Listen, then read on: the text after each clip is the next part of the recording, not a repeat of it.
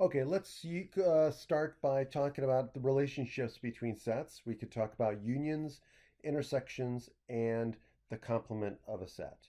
So commonly, interact with each other, right? There might be overlap, there might be commonalities or distinctions um, to show relationships. For example, you and a new roommate decide to have a house party, and you both invite your circle of friends. Well, you may have common friends with each other. You might have friends that are not friends of your um, roommates, right? So he may have friends that your friends don't know or that you don't know. So there might be some overlap, and there'll be other people that are outside both of those circles.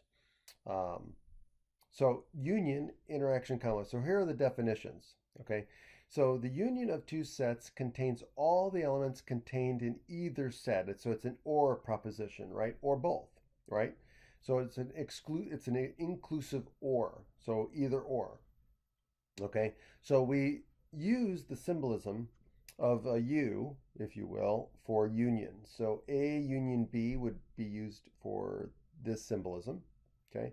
More formally, we would say that an element X, so X is an element of the union A union B, if X is an element of A or X is an element of B, or it could be possible that it's an element of both. Okay. The intersection of two sets contains only the elements, keyword only the elements that are in both sets. So this would be an and statement, right? So it'd be elements that are in both A and B, right? So the intersection would be the upside down U, if you will. Okay, so A intersect B is given by that notation, and more formally, we would say that X is an element of the intersection of A and B if A is an element of B and X is an element of B. Or X is an element of A and X is an element of B. Now, the complement of a set A contains everything that is not in A. Okay? So there are different ways of denoting the complement of a set. So a lot of times we'll say A prime, right? With a little apostrophe, we'll say A prime, or we'll say A with a lowercase c as a superscript, or sometimes we'll use the tilde in front for not A. So that's usually more of a logic. We'll use the tilde, okay, for not A, right? Um, so just be aware that they're interchangeable notations that we could use for complement. Okay, so let's look at example 5. Okay, so we'll consider the sets A, which is a set of red, green, and blue, the set B, which contains red, yellow, and orange, and set C, which contains red, orange, yellow, green, blue, and purple. Okay. So A says find the A union B. So remember, A union B is everything that's in A or B or both. So we're going to take everything in A, take everything in B, lump them together, and get rid of any duplicates. Okay, so what's A? A is red, green, and blue. So let's write this out. So this is going to be the curly brace. So we're going to have red,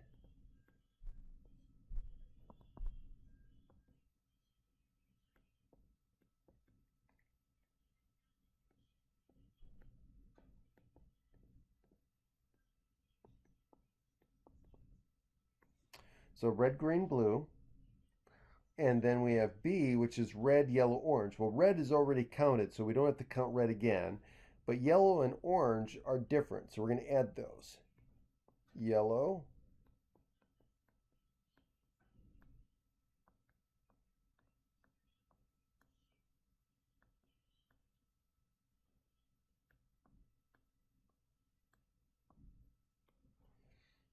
and so that would be the A union B. It'd be there's a set of red, green, blue, yellow, and orange.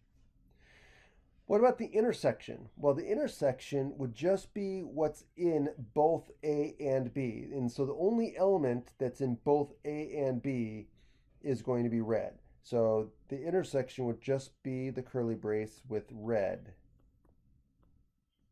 in it.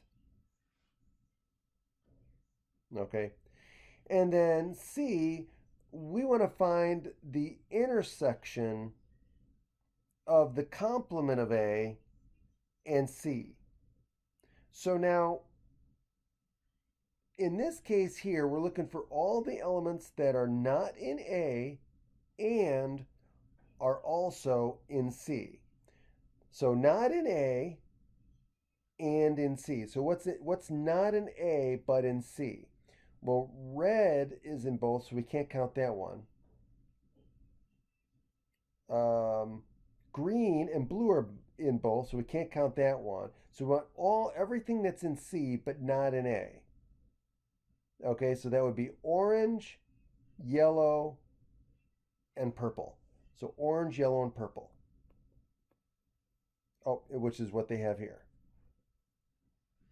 Cool. Now, let's do the try it. Okay, so here, A union C. Okay, A union C would be what? So we got red, green, and blue in A, and then we got red. Well, red, green, and blue is also in C. So A is actually a proper subset of C. It's a subset of C. So if we want A union C, that would be the same as C itself. So in this case, I would just write this. A union C is equal to C. Why write out more work than you have to? Now, what about B complement intersect A? So everything that's not in B and in A, right? The intersection of those two. So everything that's not in B and in A.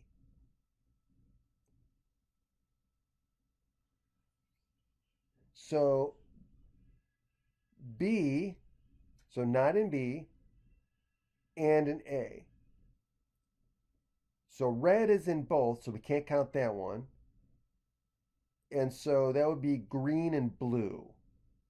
So everything not in B and in A, so that would be, yeah, green and blue. So B complement, I'm just going to write it here. So B complement intersect A is going to be the set of green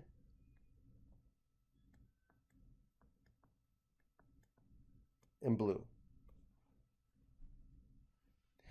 Now notice that in the example above, it would be hard to just ask the complement of C, or excuse me, A complement, right? Since everything from the color fuchsia to puppies and peanut butter are included in the complement of the set, right? It'd be typical, really realistic, it'd be an infinite set, right? So for this reason, complements are usually only used with intersections or when we have a universal set in place. Now, in this case here, we didn't define a universal set, okay? And the universal set, by definition, is the set that contains all of the elements that we're interested in. So this would have to be defined by the context of the problem, or it would have to be defined explicitly by the problem. Okay? A complement is relative to the universal set.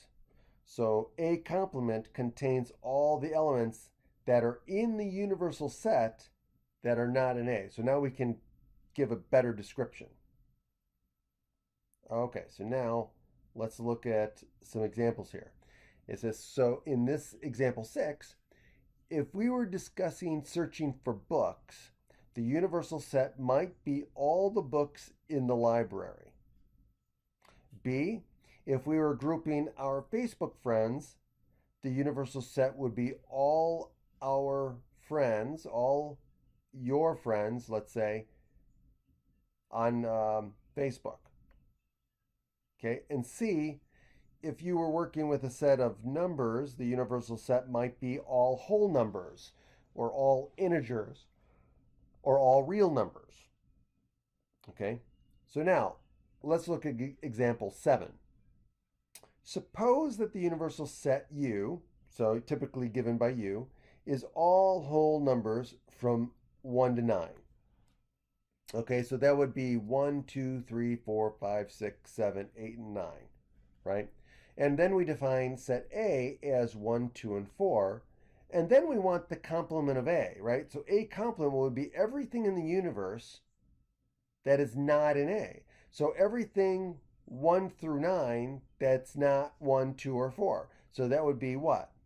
2, 3, 5, 6, 7, 8, 9.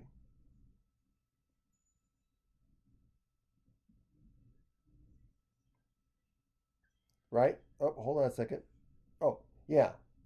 So everything that's not 1, 2, or 4. So that again, that would be 2, 3, 5, 6, 7, 8, 9.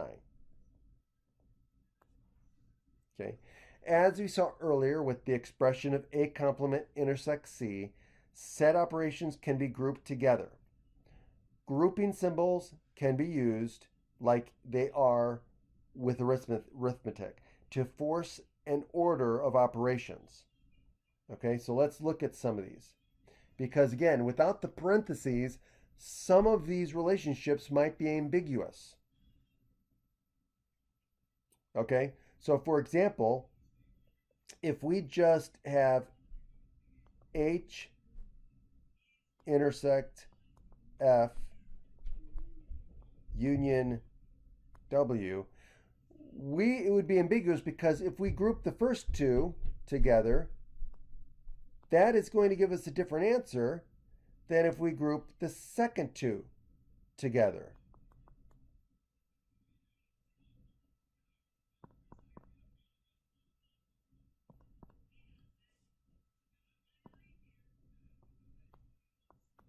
Like that. So anyway, going with the example, they put the parentheses on the front. So we'll do those first, right? Because the grouping symbols are there. So what is H intersect F? Well, H is cat, dog, rabbit, and mouse. And H is duck, rabbit, deer, frog, and mouse. So now we want the intersection of H and F. Well, what's in both H? Oh, in this case, H and F. I'm sorry, I was looking at W. So F is dog, cow, duck, pig, and rabbit. So H and F, right? So intersect of H and F is going to be what's in both H and F, which is going to be what?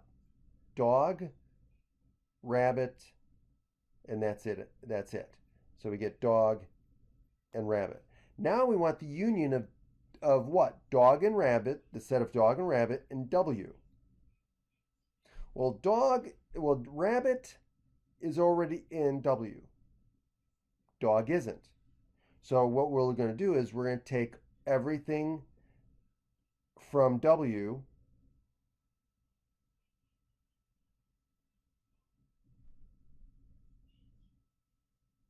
and then add dog to it.